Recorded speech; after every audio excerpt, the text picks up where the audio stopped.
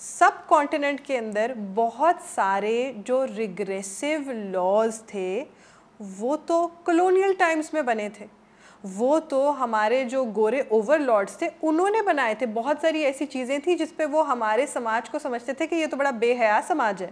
एक छोटी सी आपको एग्जांपल दूंगी कि जो ट्रेडिशनल कुछ ड्रेसिंग थी यहाँ पे लोगों की, उस वक्त आपको याद होगा कि ब्रिटिश ख़वातीन बहुत ज़्यादा इस तरह से कवर्ड अप होती थी और हमारे कुछ इंडिजिनस जगहों के ऊपर शोइंग, मतलब द बेली बटन और showing the belly was something, आप अगर हमारे पुराने उसके अंदर भी देखें, लिटरेचर में भी देखें, तो एक ये नॉर्मल चीज़ समझी जाती थी माशरे के अंदर।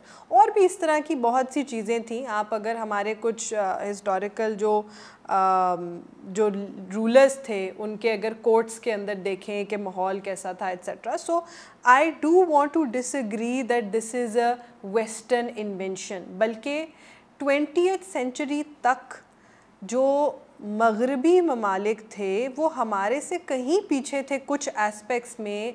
When we talk about women's rights, बहुत सी ऐसे लॉज थे, बहुत सी ऐसी पाबंदियां थी जो उन्होंने आकर यहाँ पर हमारे पर लगाई।